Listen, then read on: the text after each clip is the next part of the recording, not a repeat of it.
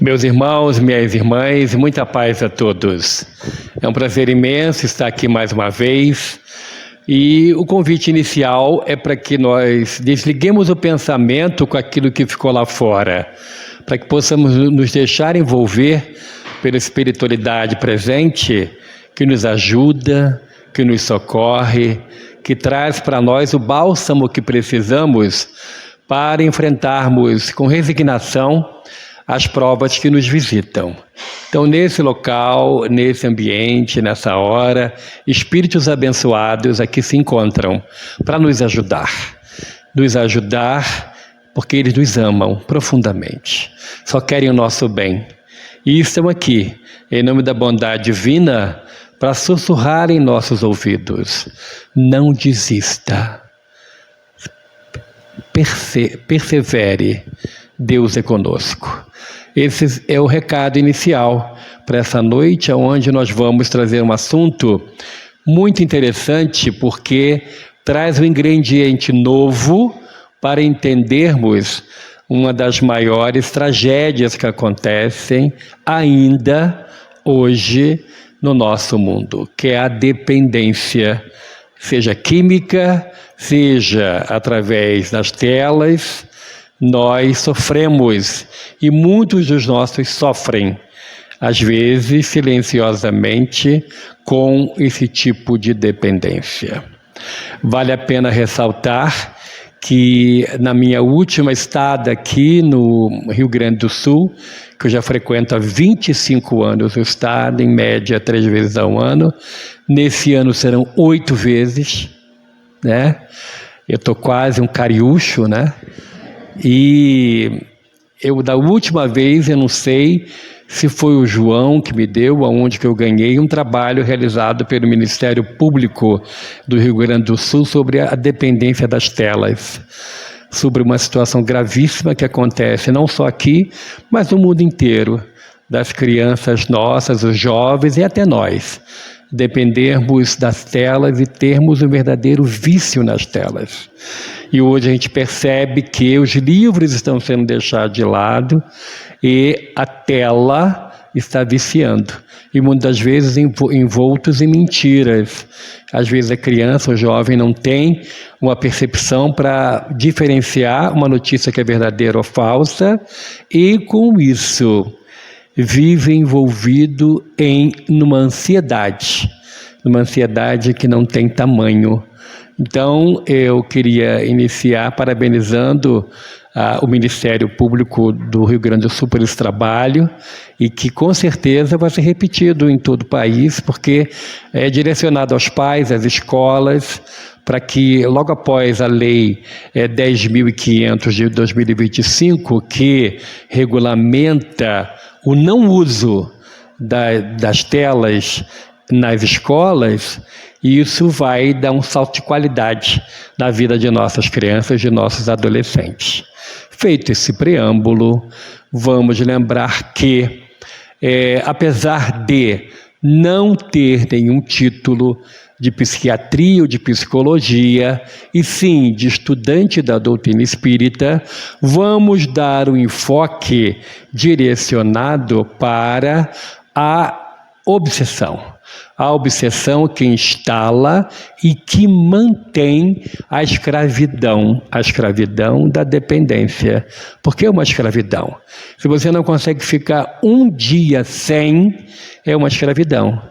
Então, esse processo obsessivo ele é realizado por espíritos que, enquanto estiveram na Terra, passaram por isso e agora, fora do corpo de carne, precisam ainda sentir o prazer fugidio que essa dependência proporciona.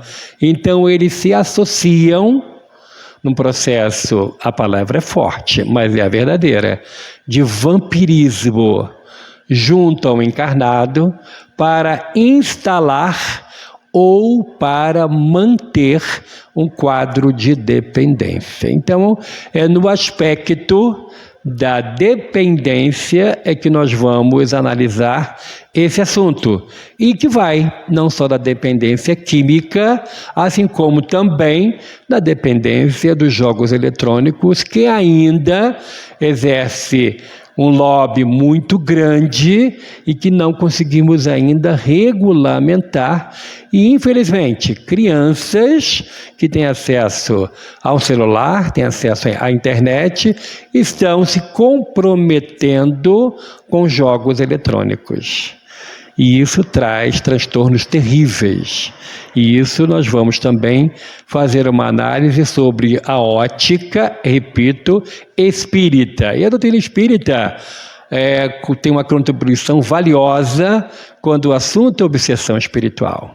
Bem diferente de outras concepções religiosas, a doutrina espírita nos ensina a dialogar com o espírito obsessor e convencê-lo de que não vale a pena exercer o império obsessivo. E isso demanda um tempo. Demanda um tempo necessário para que o espírito possa entender que não vale a pena e de que a justiça de Deus é infalível, bem diferente da justiça dos homens. E com o passar do tempo, a pessoa, o obsediado, ele vai pouco a pouco se libertando, mas com a proposta de mudança. Há de ter uma mudança para que possa isso acontecer. A nossa casa espírita, a Casa de Batuíra, está situada numa área pobre.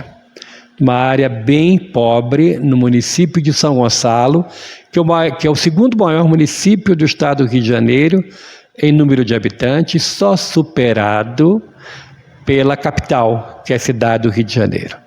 São Gonçalo tem hoje um pouco mais de 1 milhão de habitantes e muitos problemas sociais. E a Casa Espírita está num bairro pobre, bem em frente a uma comunidade e bem vizinho de várias outras comunidades.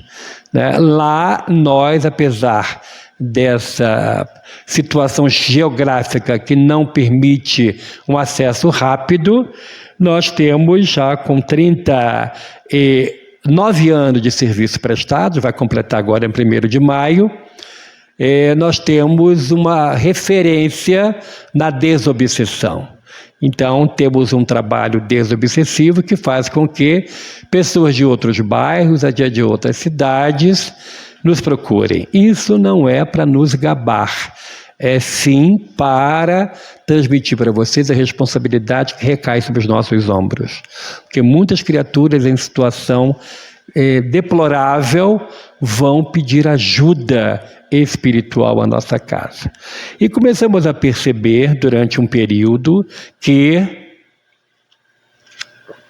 estávamos sendo procurados por dependentes químicos que iam à casa espírita em busca de um alívio espiritual, de um tratamento espiritual para livrar-se de algum componente espiritual que estivesse presente no processo da dependência.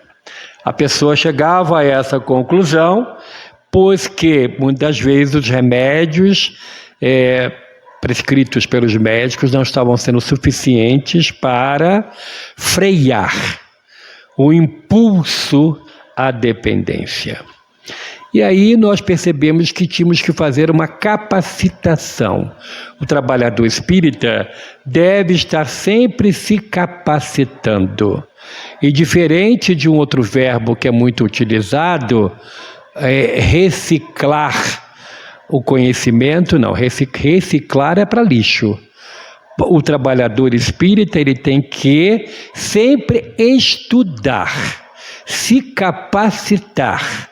E aí nós fizemos um convite a médiuns de nossa casa e formamos um grupo de 30 médiuns e iniciamos um processo de capacitação dessas pessoas para fazermos um atendimento direcionado a esse público-alvo que aumentava dia após dia na busca de nossa casa para o atendimento. Em paralelo, fazíamos o que toda casa espírita pode fazer, a evangelioterapia, ou seja, a pessoa ia com frequência assistir às palestras, a fluidoterapia, que é os passes e água fluidificada, com o diferencial de que nós fornecíamos água filtrada em litro para que levassem para casa e utilizassem de manhã quando acordar um copo, de noite quando for dormir um copo,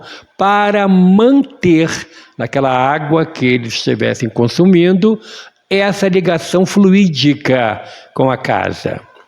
E também o convite para a leitura constante, o Evangelho no Lar. Tudo isso foi feito enquanto nós, durante 1 ano e meio, fizemos a capacitação dos nossos trabalhadores, estudando obras que falam de obsessão. Então, estudamos Manuel Filomeno de Miranda, estudamos André Luiz, Ivone Pereira e estudamos Sueli Caldas Schubert, para entendermos com profundidade os processos.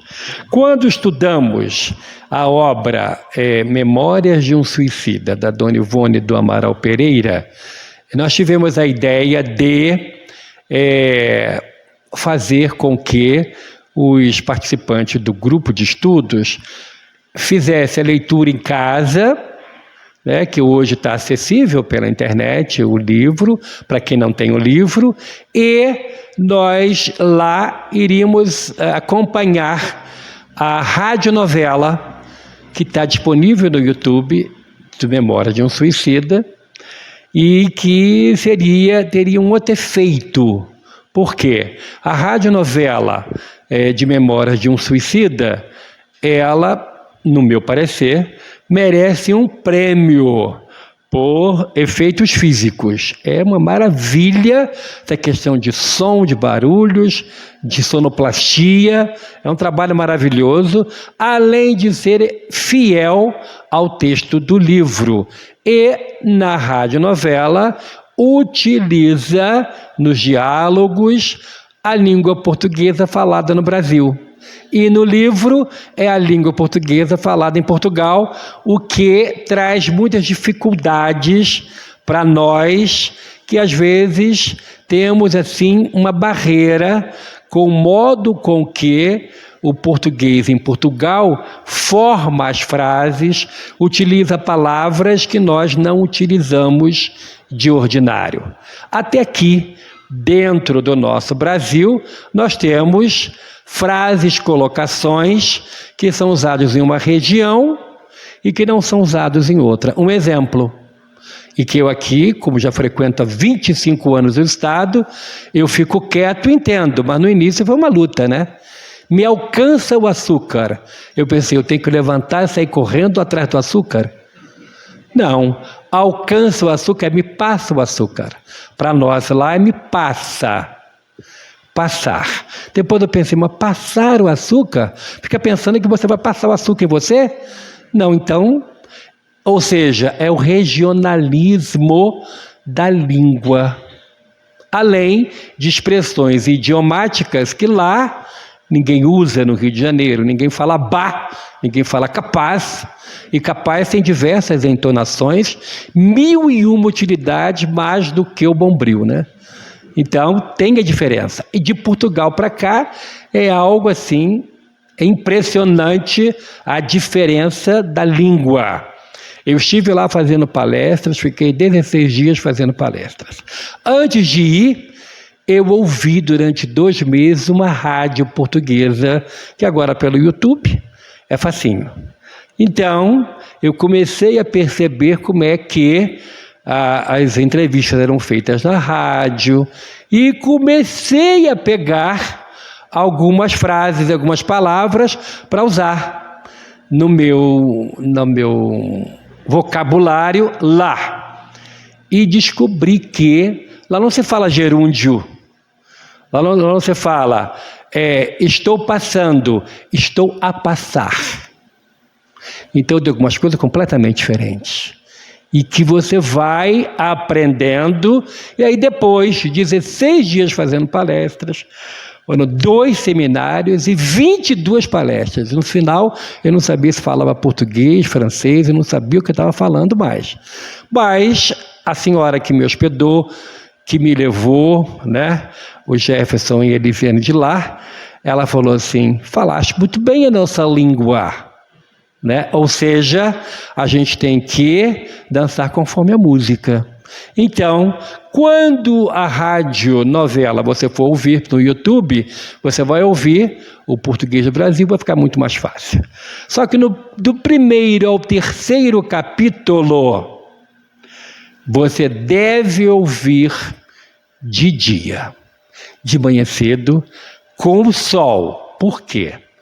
Porque é exatamente o que se passa no umbral. E aí tem a sonoplastia, tem gato miando, cachorro latindo, lobo uivando, gente gritando, assim, um barraco, uma situação desesperadora. E eu, para poder facilitar dos estudantes entenderem, eu diminuí a luz do salão e tínhamos ganhado de presente um som novo. Estava assim, instalando de novo se usa lá, né? Aqui é novinho, né? Da caixa. E aí coloquei o som abusadamente um pouquinho mais alto. Quando eu olho, eu dou o grupo todo abaixadinho. Abaixa o som, abaixa o som. Por quê? Porque era uma gritaria lá no Vale dos Suicidas. Então, paramos, botamos o som normal, com tudo aceso, e no final descobrimos que seria melhor estudar no livro e lá te fazer o resumo, porque começaram a ficar com medo. Depois até para dormir ficava com medo. Então era melhor, se você quiser ouvir, vale a pena, mas de manhã cedo. Você vai ter o dia inteiro para digerir aquela que você ouviu para de noite. Mas é um grandioso antídoto, porque nos diz da realidade no mundo espiritual que se passa naquele livro. É um livro recomendável e, segundo Chico Xavier, é um dos maiores livros sobre o assunto no mundo. Então, Memória de um Suicida, ditado pelo espírito Camilo Castelo Branco, através da Dona Ivone do Amaral Pereira, fica como tema, que aqui eu já sei que tema é dever de casa, né? Para a próxima oportunidade que eu vier a Sarandi. E eu vou tomar o tema. Né? Então, depois de capacitados, começamos a atender aos irmãos e às irmãs que iam lá com diversas dependências. E no atendimento fraterno, a pergunta era: você quer largar a escravidão? Você quer se ver livre dessa algema? Porque é uma algema, é uma bola de ferro no pé. Se a criatura não consegue ficar sem usar por 1 minuto a droga, é uma escravidão. E aí, a pessoa às vezes baixava os olhos. E aí perguntávamos assim: você veio aqui espontaneamente ou alguém que está lá no salão esperando trouxe você? Eu vim porque minha mãe me trouxe. Então você não quer, é ela que quer? É ela que quer. Então, vamos ser sinceros. Você vai para lá, fala com ela, que não é a hora, que você ainda não quer, e quando você verdadeiramente quiser a libertação, você volta. Chamávamos a mãe, conversávamos, chorava, mas tem que ter o querer. Se não tiver o querer, não vai dar certo. E isso acontece até nos grupos de autoajuda. No NA, Narcóticos Anônimos, a pergunta também é essa: você quer?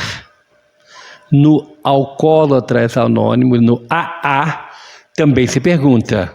E a pessoa tem que querer movimentar a vontade.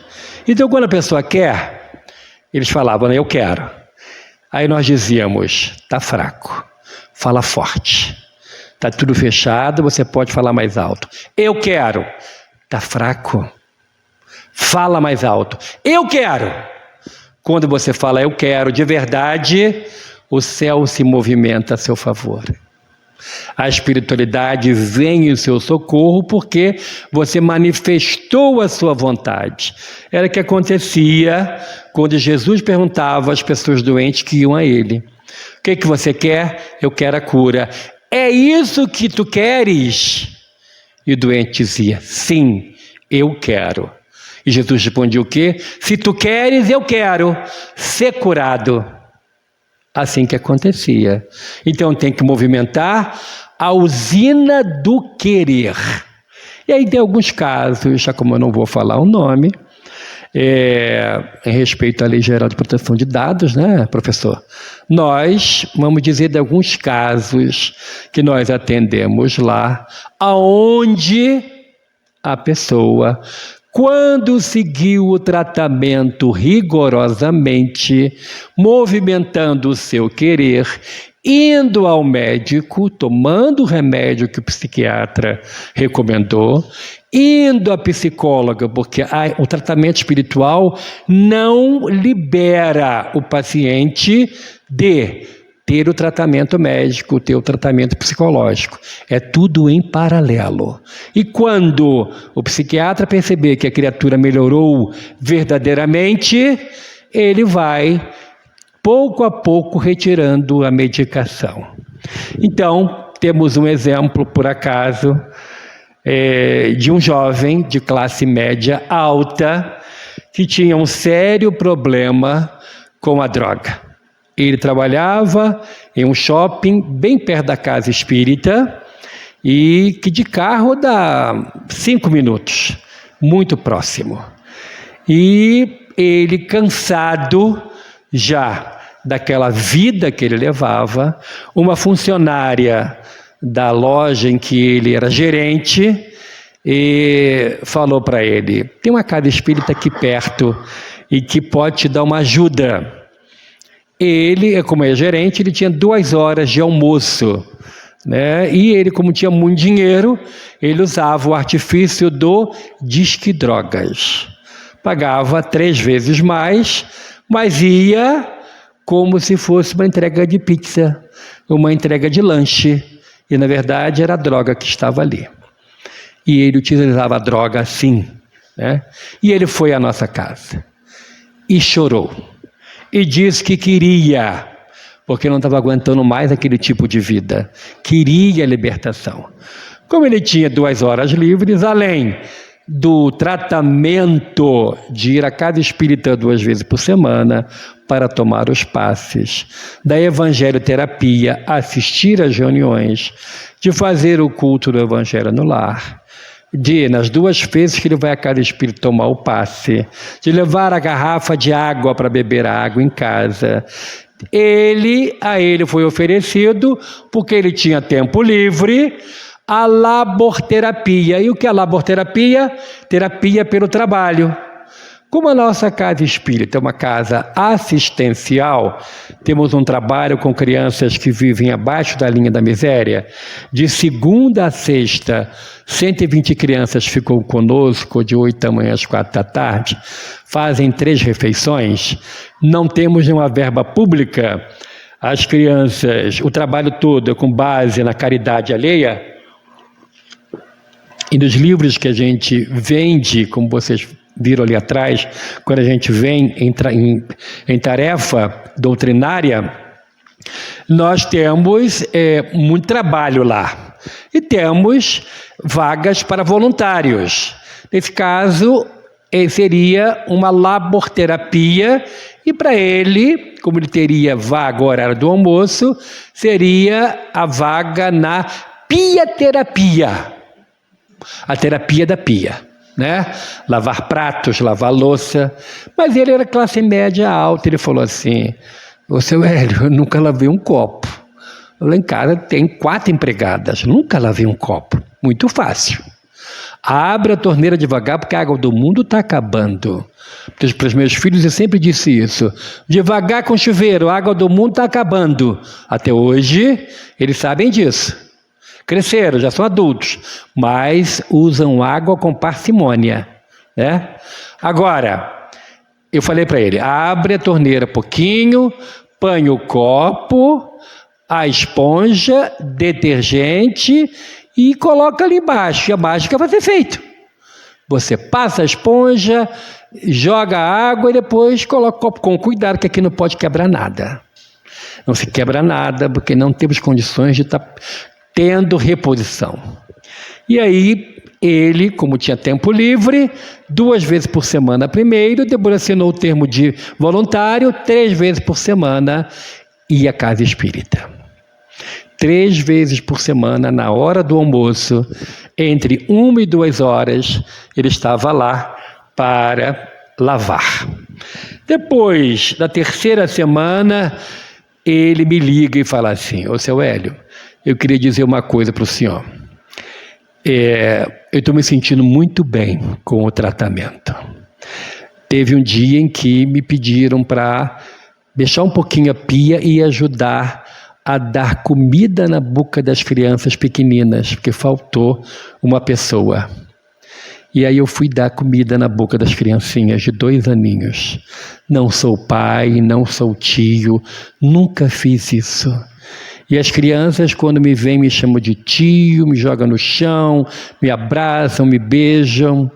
E durante 1 hora que eu estou aí, eu não penso na droga.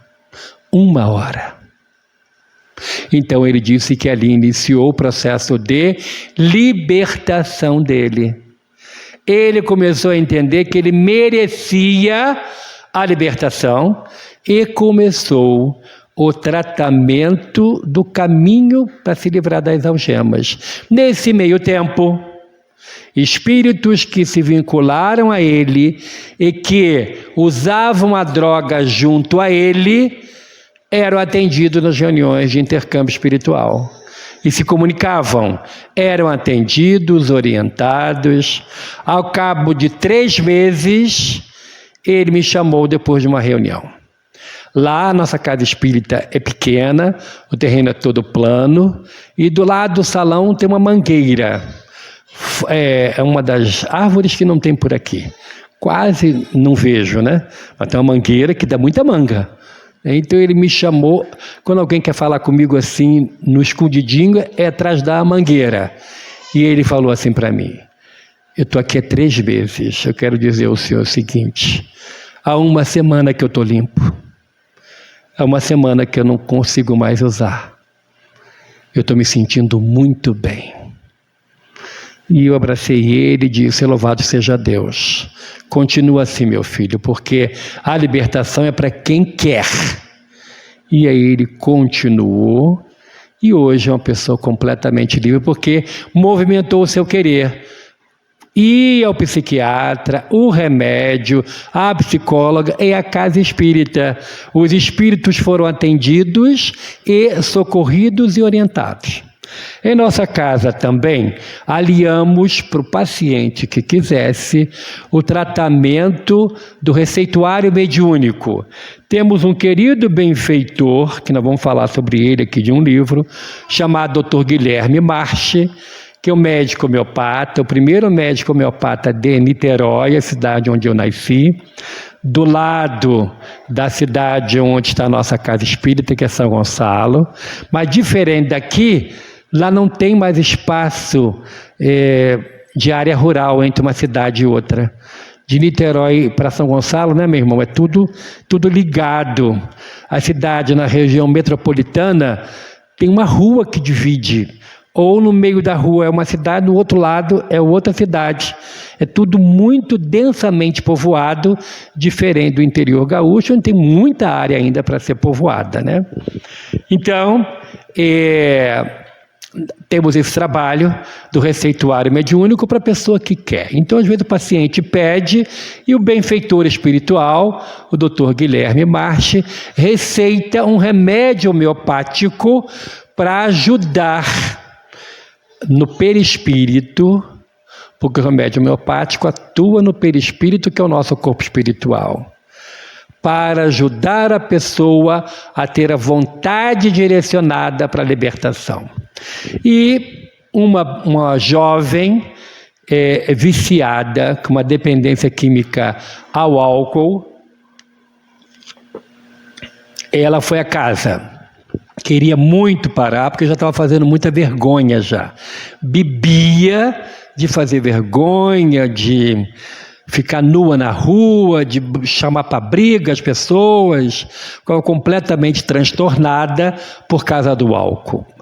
Quando ela foi até nós, ela estava bebendo todo dia bebendo. Bebia de um tudo, todo dia bebia. E foi pedir socorro, foi pedir ajuda. E perguntei se ela aceitava o receituário mediúnico. E ela disse que sim, que aceitava. E na hora de receitar, o espírito escreveu assim: esse remédio é incompatível com o álcool. Se ela beber e estiver tomando remédio, ela vai ter crise de ânsias de vômito, ou ela vai vomitar muito.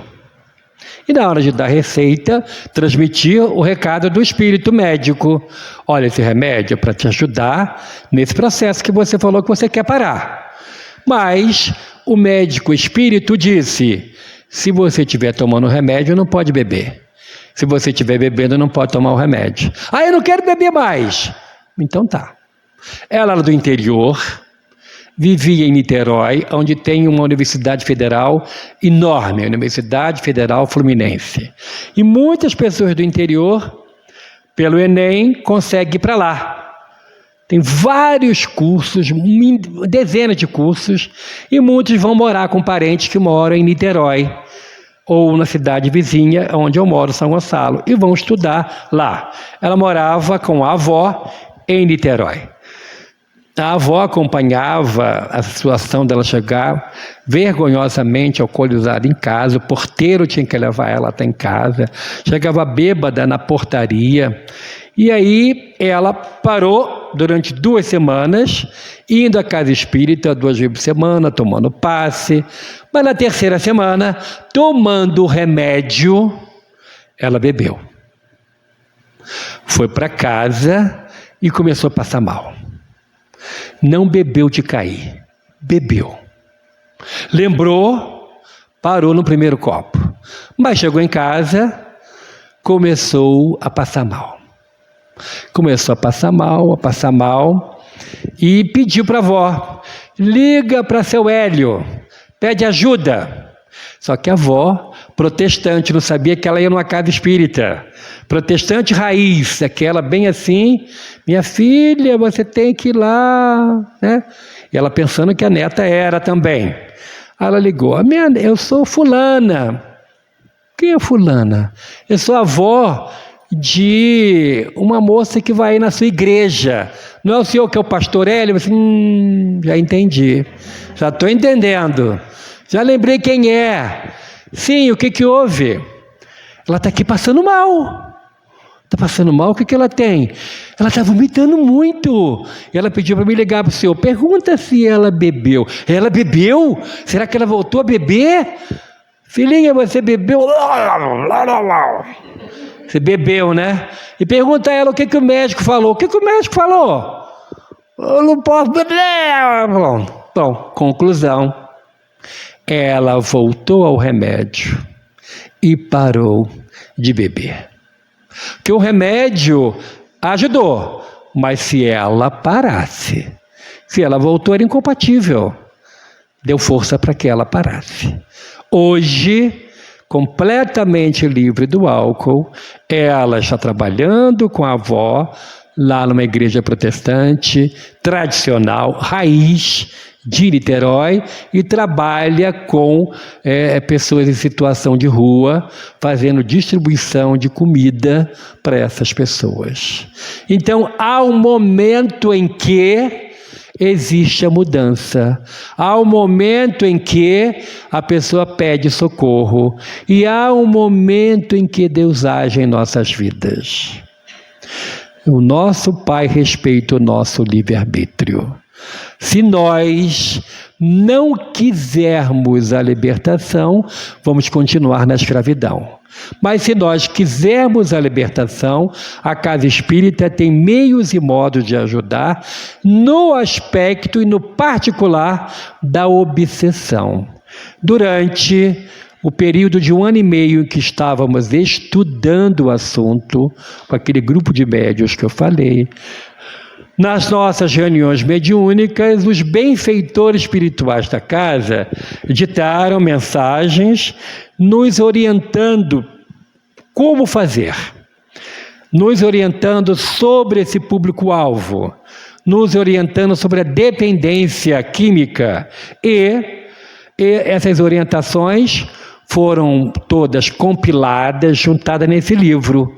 Esse livro, então, eu costumo dizer que é o meu queridinho, porque é um trabalho de amor dos mentores espirituais que trazem orientações para nós, qualquer pessoa, seja dependente, parente ou quem queira estudar o assunto, sobre o aspecto espiritual da doença. E aqui, por exemplo, tem um pastor, o pastor Avelino de Souza, que dita aqui mensagens provando de que no mundo espiritual só existe uma religião, o amor, a caridade.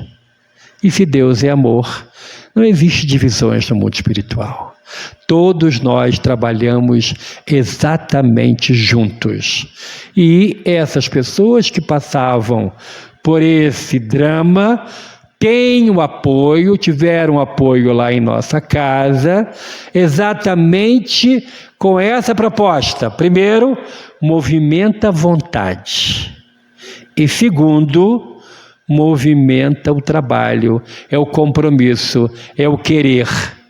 E para aqueles que não tinham tempo livre, nós indicávamos fazer o bem possível. Então, por exemplo, tem lá um companheiro com problema ligado à droga, mas que tinha 2 trabalhos.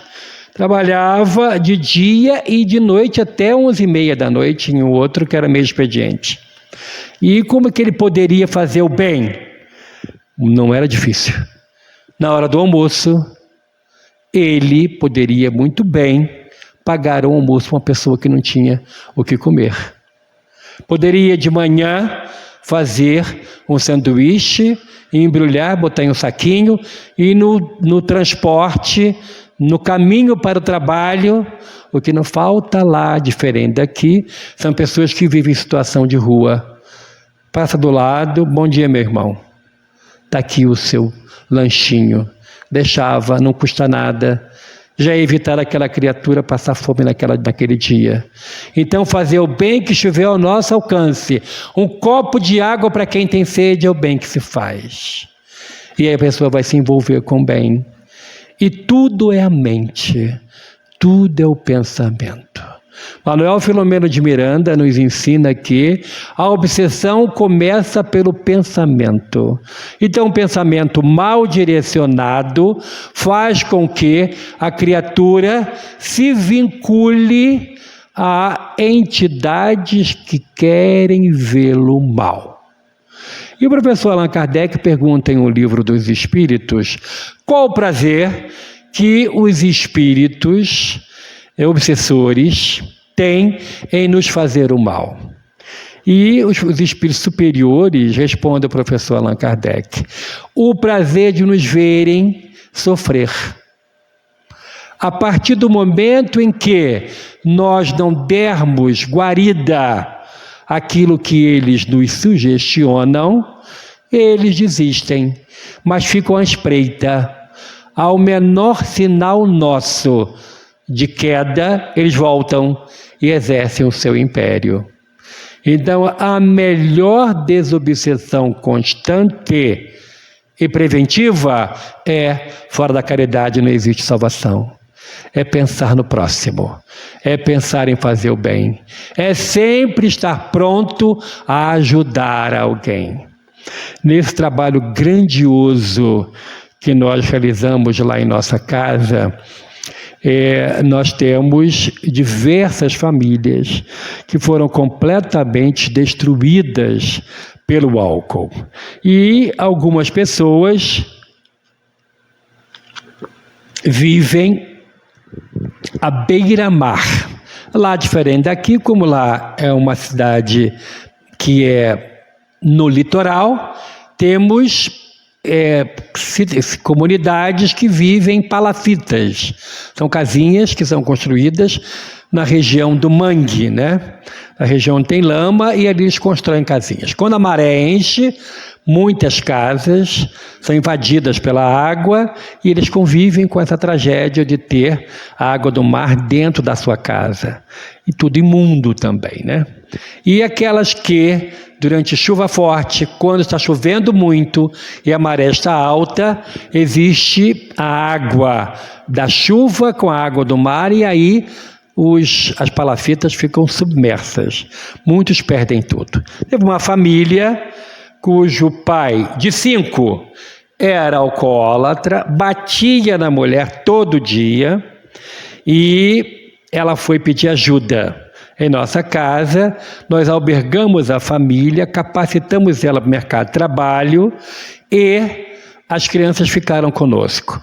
Estavam em idade escolar, iam para a escola e depois iam para lá, para o contraturno. E nós tivemos durante um tempo um grupo que nos ajudou financeiramente para construir casinhas de alvenaria numa área mais segura lá da comunidade. Então, nós tínhamos um grupo de homens que se reunia para fazer um mutirão de construção da casinha. Tudo muito singelo, mas tudo feito com muito amor. Tínhamos um grupo feminino que iria trabalhar para conseguir recursos e mobiliar a casa, colocar tudo de acordo para que aquela família pudesse ter uma vida melhor. E essa família, a mulher com 5 crianças, esse homem, depois de denunciado, ele fugiu, não foi preso e a família ficou sendo ajudada pela casa, ela se capacitou, começou a trabalhar, as crianças pequenas ficavam com a gente, as maiores iam para a escola e nós conseguimos fazer uma casinha para ela. Nesse ínterim, ele foi ao juizado, fez um acordo, uma transação penal, e ele começou a trabalhar e pagou em cestas básicas o crime que ele cometeu das pancadas que ele dava na mulher. Sem que nós soubéssemos, ele começou a visitar a família, a fazer as pazes, e no dia da entrega da chave, nós fazíamos um culto no lar, na casinha nova, e entregava a chave. Na hora de entregar a chave, ela chorou, ela está emocionada, ela falou assim, olha, estamos tão felizes que a família está reunida de volta, meu marido está voltando. Na mesma hora eu falei assim, o quê? Aquele homem que batia em você, ou ele está voltando, você não é nem maluco ele deixar ele aqui. Quando eu viro, está o benfeitor de nossa casa, Batuíra, em espírito, que falasse para mim, deu tanto trabalho trazer ele de volta. Eu falei assim, você não imagina o trabalho que deu para ele voltar. A família está reunida, minha filha. Aí dei a chave, pedi desculpas, né? Porque a gente não sabe o compromisso que as pessoas têm umas com as outras. O nosso compromisso é para que tenhamos, compromisso com Deus, é para que tenhamos uma vida com qualidade na terra. O nosso compromisso, depois de conhecermos a doutrina espírita, é ter aqui na Terra condições, meios e modos de sermos instrumentos úteis de Deus na construção de um mundo melhor. O nosso compromisso é de socorrer, de ajudar, de amparar, de sermos, como diz Paulo de Tarso, edifícios de Deus, obra de Deus. Então que possamos, meus irmãos e minhas irmãs, fazer frente a essa grande dor que visita o planeta nessa questão da dependência e acolher os irmãos e as irmãs que sofrem nesse trama tão horrível que é a dependência, oferecendo o tratamento que toda casa espírita pode dar, como nós já falamos. Antes de apresentar aqui a nossa casa, para quem não conhece, eu gostaria de dizer que trouxemos livros para quem quiser nos ajudar. A contribuição é o valor único de R$30, e nós, como não temos nenhuma verba pública, nós mantemos o trabalho com mão de obra voluntária, temos uma folha de 8 funcionários, e salário é algo sagrado que a gente tem que ter, e 3 refeições para as nossas 120 crianças. Então, os livros que nós trouxemos, esse que eu já falei para vocês, que eu recomendo muito a leitura, isso aqui para você entender a vizinha do 502 que sofre de ansiedade, superando a ansiedade. Esse livro é o único livro ditado pelo benfeitor Batuíra, que é o benfeitor de nossa casa, com mensagens curtas e diretas, um livro Mais Luz, que a gente usa em toda reunião lá de nossa casa, recebido mediunicamente por Chico Xavier. Esse livro que fala de meu pai. Dr. Márcio é um pai para mim, aquele espírito que eu falei que dita os receituários, a história dele. É uma história apaixonante de um homem que dedicou a sua vida em socorrer as pessoas.